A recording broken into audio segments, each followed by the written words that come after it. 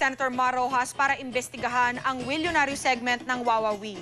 Kasabay nito, nakausap na rin ni MTRCB Chairperson Consueliza Laguardia si Joey De Leon. Ang kwento mula kay Aubrey Carampel. Ito ang eksklusibong video ni na Joey De Leon at Willie Revillame mula sa isang source ng GMA News.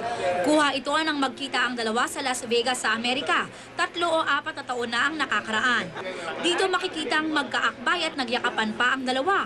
Pero kung ganito ang eksena noon, ang dalawang TV hosts nagpapalitan ng maaanghang na salita ngayon. Noong Biyernes, si Willie ang kinausap ni MTRCB Chair Consueliza Laguardia. Pero paglabas, hindi nagbigay ng anumang pahayag si Willie. Kanina, si Joey naman ang ipinatawag ni Laguardia sa isang closed-door meeting. Ayon kay Joey, susundin daw niya kung ano ang napag-usapan nila ni Laguardia. Siyempre, gusto niya walang gulo. Kasi daw, nagpaparinig pa ako ng mga pabiro, gano'n. Sabi ko hindi rin naman tumitigil yung mga kaibigan niya Tsaka yung mga, maring hindi siya, pero yung mga ibang, mga ilk, mga cohorts. Nag-promise naman siya na wala na siyang maririnig, wala na tayong maririnig na gano'n starting tomorrow. Aminado si Joey na nakalikha ng masamang impresyon sa kanyang imahe ang mga binitiwang salita ni Willie laban sa kanya.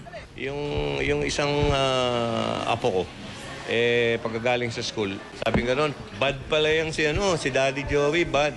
So, bakit bad? Kasi nga napanood daw.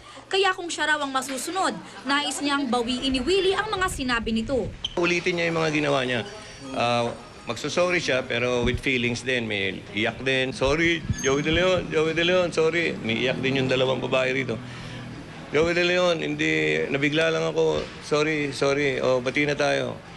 Okay na ako doon. Nang tanungin si Joey kung mapapatawad niya si Willie, hindi na naman naiwasang magbiro ng TV host comedian. Sabi ko nga kayo, Chairman, baka sakali, isang kotse.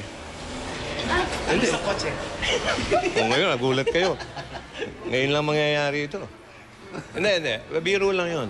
Sa Senado naman, nag-file na ng resolution si Senator Mar Rojas na magkaroon ng inquiry in aid of legislation ang milyonaryo segment ng Wawawi para magkaroon ng proteksyon ng mga consumer at contestant sa mga game show. Ang issue naman talaga dito, yung kasiguruhan ng ating mga kababayan na pag lumahok sila sa kahit anong contest na sigurado sila na pantay ang laban.